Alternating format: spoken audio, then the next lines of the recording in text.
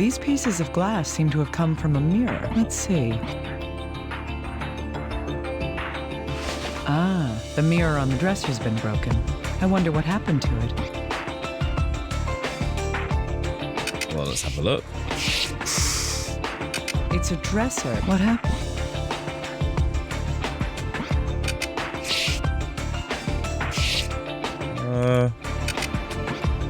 It's an ordinary package of breath mints. You can get them anywhere. Still. Well, I give you the choice. If Just as I thought. These aren't mints in here. are they drugs? Unknown medication. Markings seem to indicate that this medication was produced for a pharmacy. I might be able to ask the little guy to find out just what it is. Right. Anything else that stands out?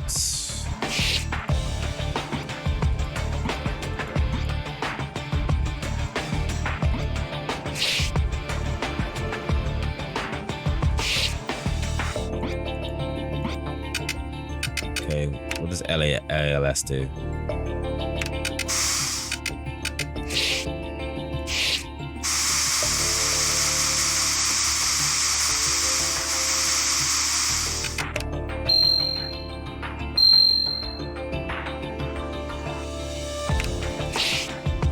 Pinged them something, but I don't know where.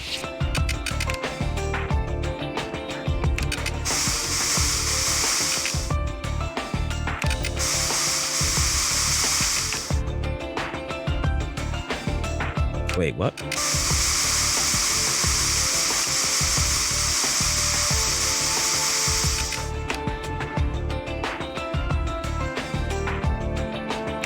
What?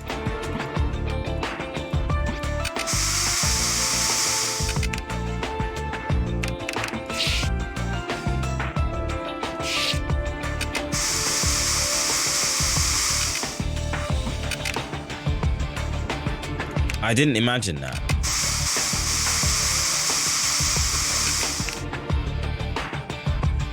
Okay, whatever. Oh. It seems there's something here that isn't part of the broken mirror. I was tiny. It's the same earring that the man who had found the body had stolen. But what would this be doing here? It's from the mirror universe. It was swept up with the glass. It's the only thing I can think of.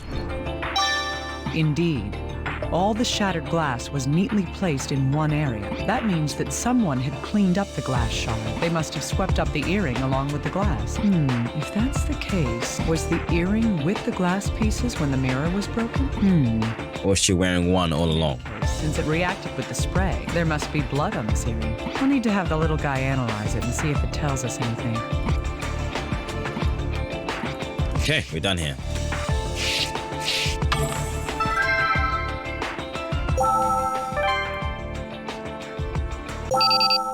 Dr. Kimishima, we've received the interview with the truck driver from the accident. Huh, all right. How did he seem? It's easy to sympathize with him. Sounds like a case of wrong time, wrong place. I see. All right, I'll check the recorder. Please do. I'll transfer it over to you. I need to pay careful attention to his account of what happened before and after the accident. What Veronica was doing prior to being hit, and what the driver did afterward. That's what I should be sure to listen for. Okay. Charles Elkins, man arrested on hit-and-run charges. He was asked about what happened during and after the accident. Okay. What do you want? I didn't do anything. I mean, you did. I don't know. A woman. That woman. It's not my fault. I was supposed to drive a shipment to a nearby town. Damn it, they forced me to do it. Why the hell would someone be sleeping? Why the hell would someone be sleeping in the middle of a mountain road at midnight anyway? Someone sleeping in the middle of a mountain road? Why the hell would someone be sleeping in the middle of a mountain road at midnight anyway? It's not my fault. It's not my fault. I turned a corner and she was lying on the bridge. She was sleeping on the bridge? This seems a little odd. If this man was telling the truth, then the victim had already collapsed there from the start. doesn't seem like he was lying, but what in the world does this mean? Hey, I never said I was done.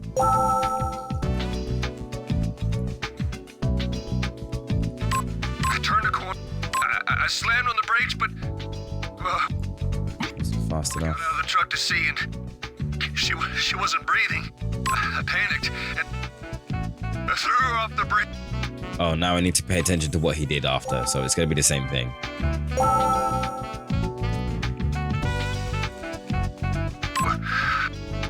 I turned a corner. I slammed. I got out of the truck to see, and I panicked and I threw her off the bridge. threw her off the bridge. He threw the victim's body over the bridge. Okay. This means that the victim wasn't knocked off the bridge by being struck by a vehicle. Interesting. So, connect these two together? Yes, both these facts relate to the victim. If I were to sum up the driver's account prior to the accident, the victim was... Right. The victim had already been collapsed on the road. And after he ran her over, the driver... Threw the corpse over the bridge. Yes. He threw the victim over the bridge. Little guy, what's the FBI's opinion about that? He's already admitted to killing her. Why would he lie about that? Indeed. His account coincides with the evidence I had found as well. What evidence? Well, if she had been standing when she was hit by the truck, the fractures to her bones would have indicated a strong impact from one certain direction. In this case, nothing of that sort was observed. I see. What about the shattered skull then? The skull fractures are consistent with a strong impact to the top of the head. Would you say when she fell into the river? It would be unnatural for it to have been due to a car accident. Considering what happened to the victim, it can be deduced that something else caused that fracture. Water pressure? Yes. If she was unconscious when she fell from the bridge, the fracture due to an impact to the top of the skull is understandable. I see. You're right, that does make more sense. Yes. However, that raises questions about the victim herself. Why in the world was this woman so far from home? And why would she be lying in the middle of a bridge in the mountains at that time of night? Something to do with the meds? That's a valid point. I guess there are still some mysteries left unsolved here. Indeed. We'll have to continue investigating in more detail.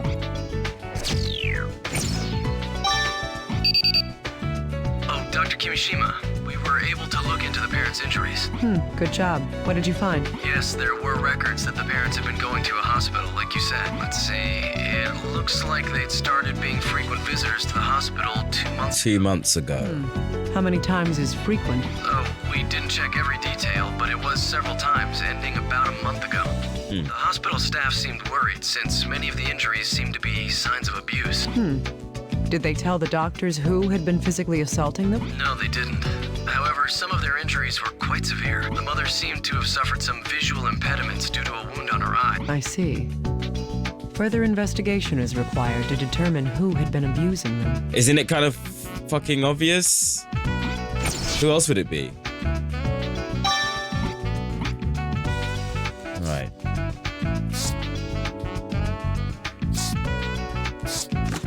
Hey, little guy. I need you to analyze this medication. Yes, of course. Did you find it in the victim's room? That's right. It looks like it's prescribed medication. But what is it? Who knows? It's definitely no common over-the-counter drug. I'd suspect that this would have to be prescribed by a doctor before someone can buy it. Okay. I see, that makes sense. This could mean that the victim had attended a hospital. Was the victim suffering from some kind of injury or disease? If our analysis continues, we may find something out. No? Hey, little guy. I need you to analyze something. Sure, send it over to me. I see. There's blood on it. The DNA matches the victim as well. Also, this metal fitting seems warped. Could it be worn out from use? That doesn't seem to be the case. Look again at the bloodstain. The bloodstain? It's not on the ornament. It's on the needle part that goes through the ear. If there's blood there that matches the victim, then the earring was... ripped out of the ear. If that's the case, the damage to the fitting makes sense, but what could happen that would cause an earring to be torn off? I don't know yet. Still, there must be some connection to everything else here. I think this information may lead us to some more concrete evidence.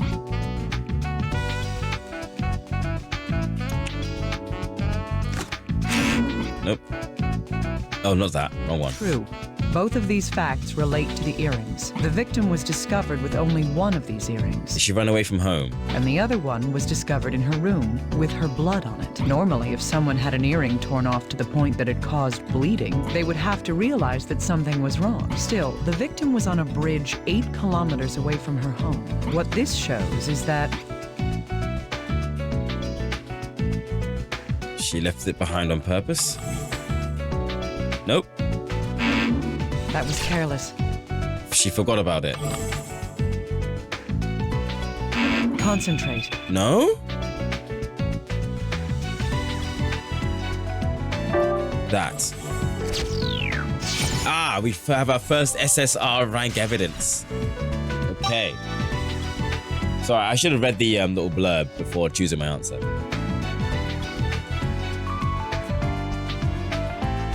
That's right. She didn't leave this room by her own will.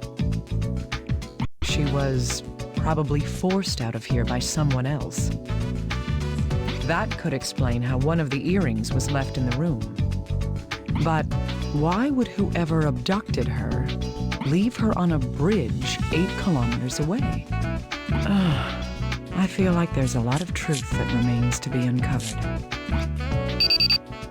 Dr. Kimishima, the results of the analysis on the corpse have come back. Good. Did they find anything new? It looks that way. The report indicates that the fractures to the femurs and skull, they were all posthumous injuries. Oh. She was already dead. So these wounds were inflicted after she died. Yes, that's what the report says.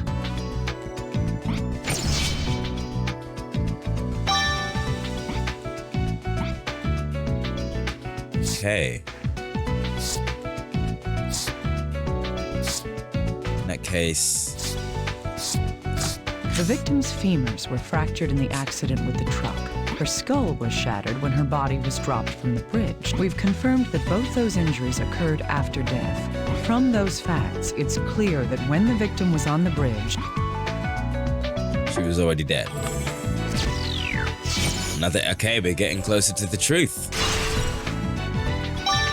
yes, even if she hadn't been run over by the truck, she was already dead. That means that the driver was telling the truth in his interrogation. Then does that mean that she was kidnapped from her room, murdered, and then had her corpse dumped on that bridge? I don't know that just yet. We'll need to investigate a little more.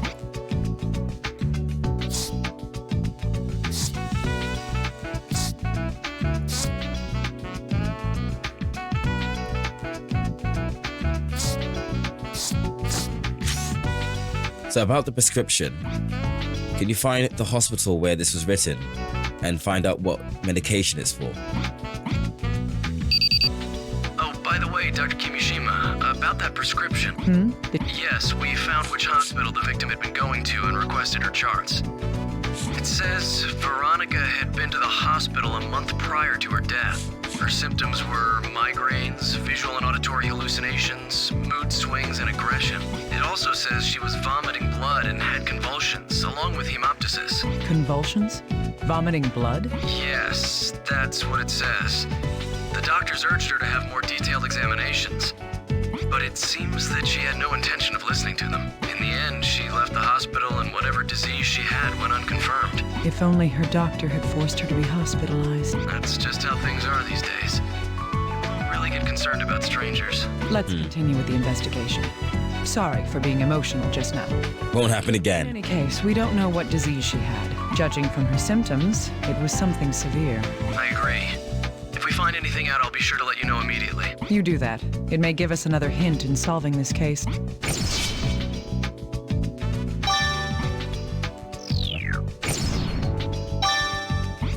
Okay, so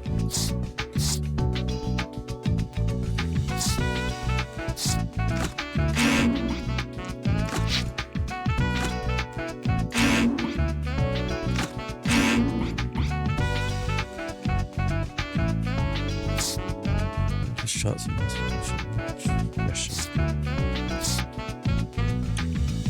According to this, the victim had been going to. Oh. True, these two do share a common link. The victim's hospital records say she'd been at the hospital since. 2 months ago. Yes, for the month before her death, she'd been treated at the hospital. Now, the parents' hospital records say they'd been visiting the hospital since. 2 months ago as well.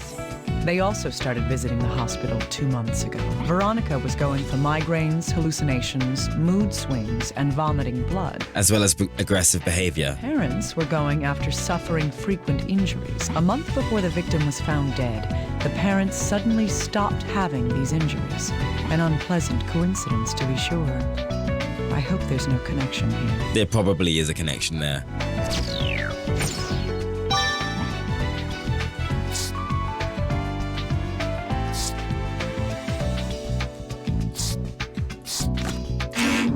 Oh, okay.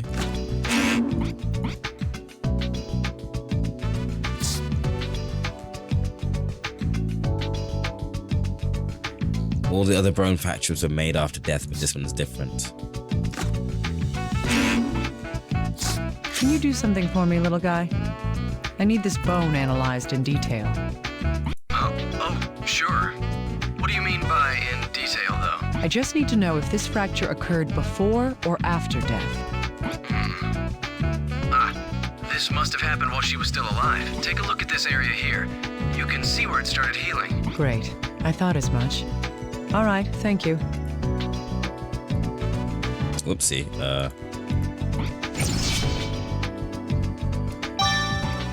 There's no Pre-mortem fracture. anything to do with this case, but I do know now that this fracture occurred while she was still alive.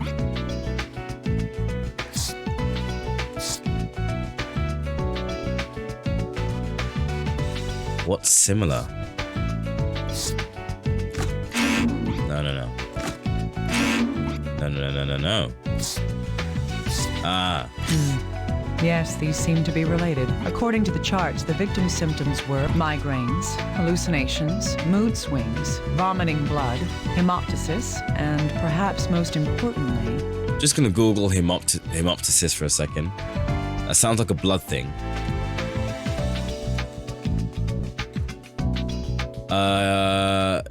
Hemoptysis is defined as the spitting of blood derived from the lungs or bronchial tubes as a result of pulmonary or bronchial hemorrhage. Right.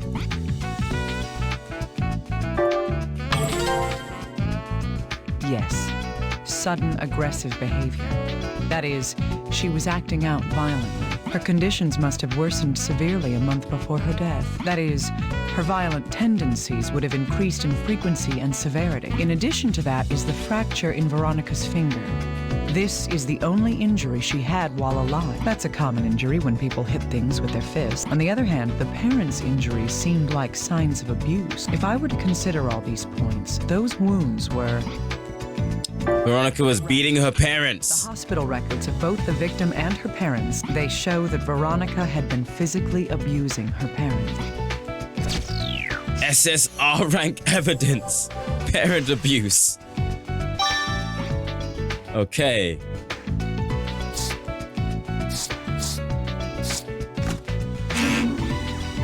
This is still mysterious.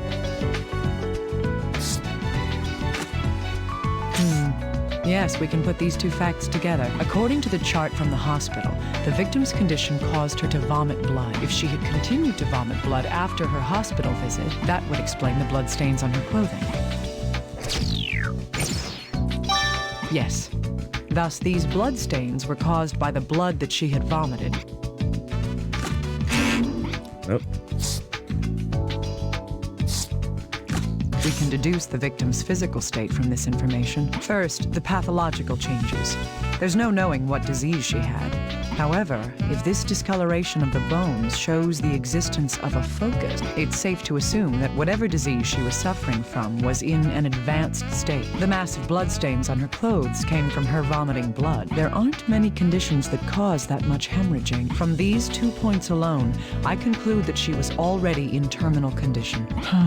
Even if she hadn't been killed, she was already on the brink of death. I see. I feel sorry for her, but if that's the case, then Why was she kidnapped? I still have my doubts about that, actually. Did the murderer kidnap her? Or did that even Did that happen? even happen? what do you mean? Whatever the case, she was definitely taken from her home before she died.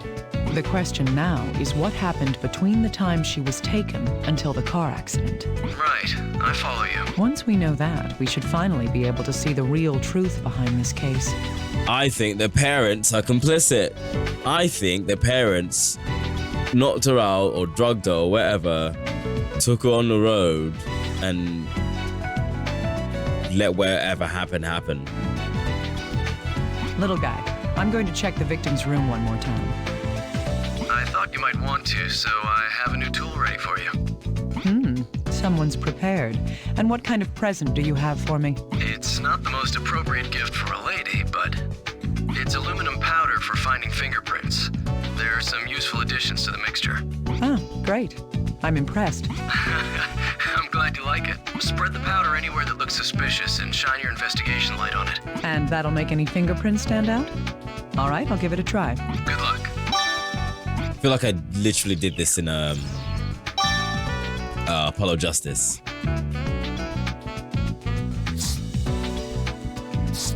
Okay, we are very close.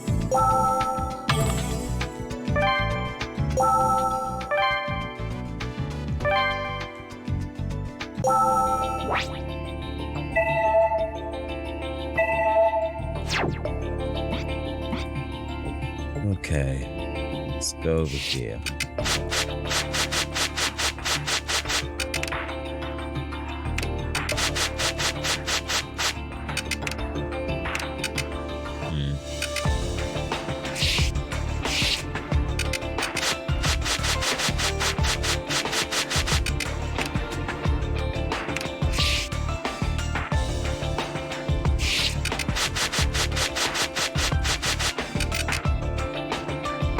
Nope. What if I just powder everywhere?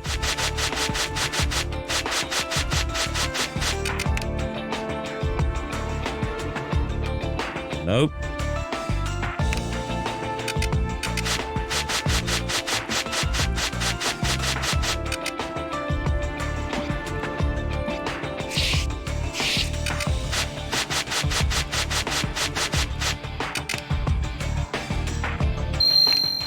Oh, what the in God's name? So many. These are all the same fingerprints. It's likely they belong to the victim. Now, why would she leave so many fingerprints? That looks like she was being dragged out. Pushing off the walls in 0G. Oh, man. Yes. She was probably crawling on the floor to move around. The prints indicate she was heading toward... The door?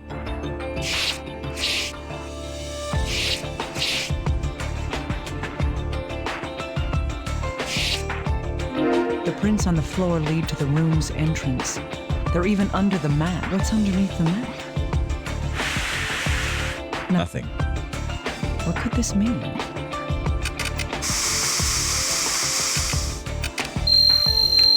Blood. Just as I thought. These are bloodstains. They must be Veronica's. Considering the facts so far, these bloodstains must have been caused by... Yes, Veronica's clothing was covered in blood that she had vomited. The amount of blood here is more than would be a fatal loss in most people. But there's something odd about these bloodstains. Blood is a liquid. It should be evenly spread across the floor. If there was one reason for the bloodstains to be shaped like this, it would have to be...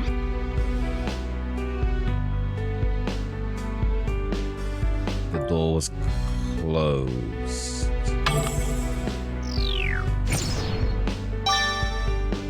Yes. This door was closed when Veronica was vomiting blood. That's why the blood spread unevenly. Okay. Are you saying that there's no more? That's it? Or there's more?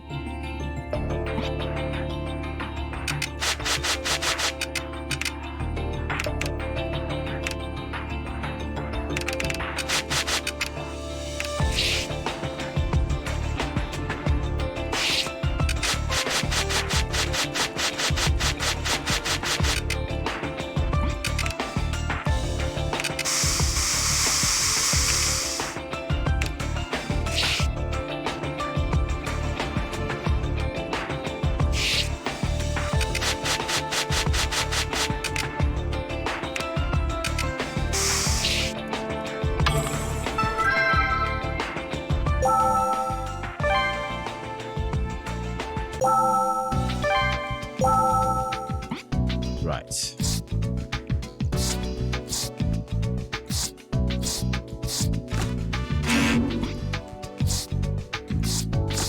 We can deduce the victim's condition within this room by putting these facts together.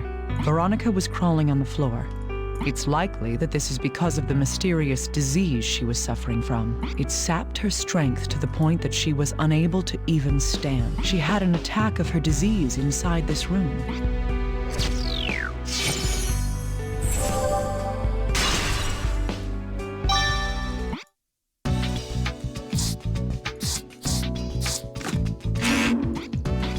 No?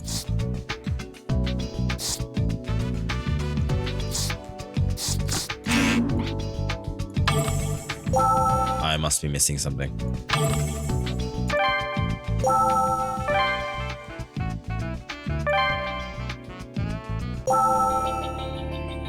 I haven't found everything. Nope. Let's look here. No.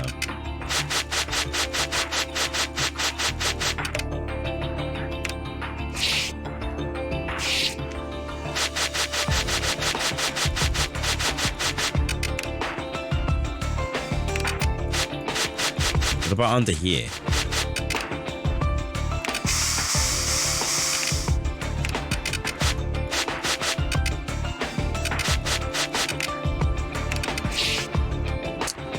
I'm not entirely sure where I need to look now.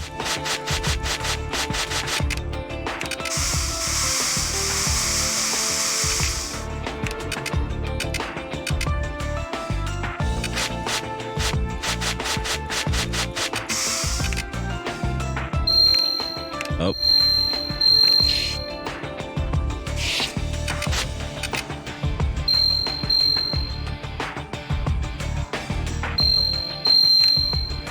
Is there something there that I can't see? This door. The room is now in the same condition as it was when that happened. The lower part of the door has numerous scratches on it. What could these scratches be? Let's have a look. The lower part could...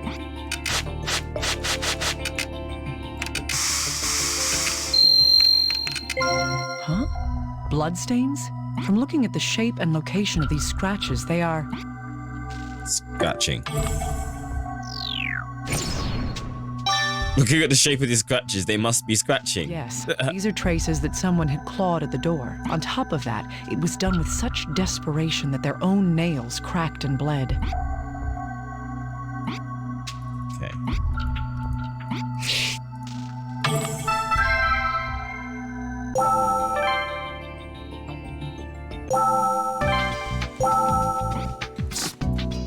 These bloodstains are at the entrance to the room.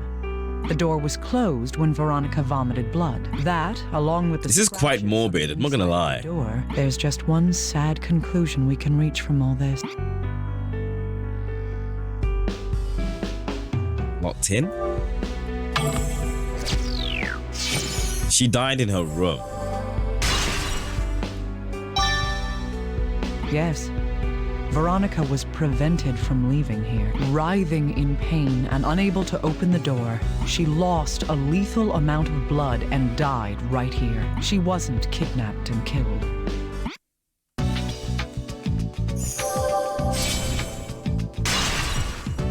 We have reached a conclusion. Okay. This didn't take as long as the other one did, but it's still close. The dead shall speak. Let's put together the truth of what happened here. A woman's skeleton was found 50 kilometers downriver of the city. The victim's name is Veronica Cage. She was 23 years old. She was suffering from some sort of illness. It caused her severe pain along with mental instability. When she couldn't go on, she snapped and turned violent. This card shows the truth of that emotional state.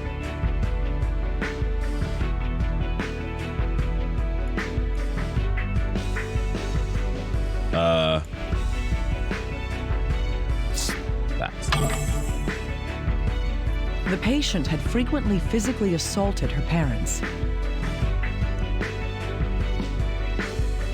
This same disease finally caused her own death as well.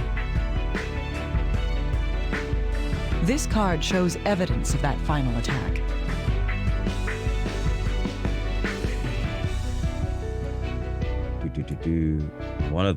One of these. Yeah, this one. Yes, there were traces of blood at her room's entrance. During the attack, she writhed in agony about the room. The shattered mirror is evidence of that violent behavior. Eventually, her strength gave out and she collapsed. She used the last of her strength to try to leave the room. However, her one final wish was left unanswered. This card speaks to that sad truth. Sealed door.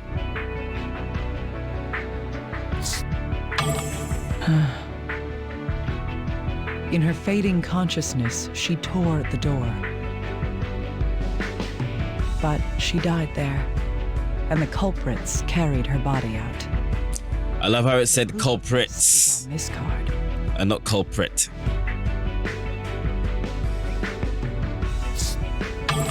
Exactly. Parents are complicit. Caught on something while she was being carried. She was already dead when the earring was torn from her ear. Most likely, her death surprised the ones responsible. They then cleaned the room to hide any signs she was there. But whoever cleaned the room had poor eyesight, and thus did not see the earring among the mirror shards. The body had to be hidden as well. Their plan was to throw the body off a bridge 8 kilometers away. But they were scared off by a pair of oncoming headlights. This culprit, with a bad back, gave up and fled the scene. Those headlights belonged to the blue truck. The driver could not avoid the body and ran over her. The driver believed he had killed her and dumped the body. Ironically, what he did only completed the culprit's plan. Usarian Twilight. This card has proof that she was already dead when run over. So I saw the name and I was like, well, this name has the VIP tag on it, so it must be someone I know. But also, I don't recognize the name, and the only thing I have to go off is the Twilight name, the Twilight word. It's been a bit. How have you been? Yeah, no, I figured out who you are. Don't worry. How have you been? The proof that Chronicles. Hiding a corpse is a crime, but the driver wasn't the murderer. The ones responsible are those who locked her away to die. Yeah, how was your holiday and New Year? Not knowing that none would ever come. Her last words are the proof of that desperation. Aha, now it makes sense. It hurts. Mom, Dad, help me. Right. It hurts! Mom, Dad! Help me! Oh, this sounds way worse in context. This is the whole truth in how her life was cut short.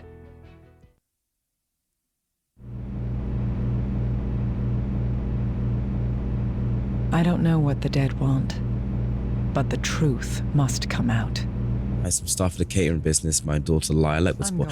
Oh shit! Congratulations. Short. How long ago was this? I know it's been a while since I last seen you in chat. So within the last few months, maybe.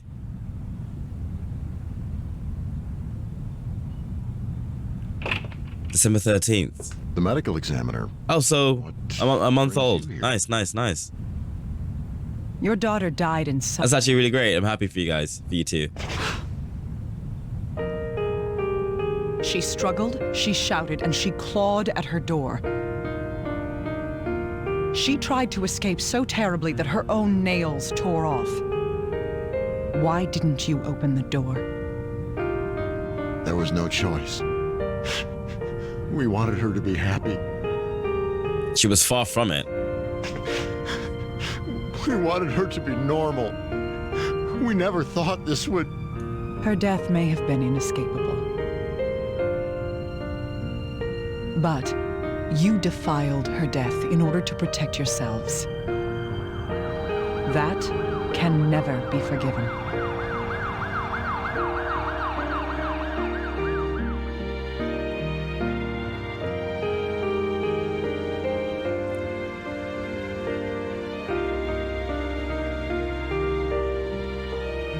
When death came to you, did you suffer? Soon I will know for myself. Miss Kimishima, your test results have come back. I see. Let me ask you up front. How long do I have until my flame goes out? So poetic. Until my flame goes out. A year at best. Maybe 6 months. I understand. Thank you, Doctor.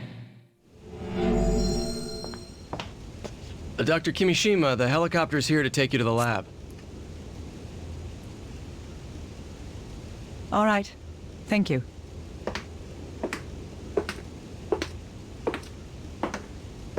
Oh my.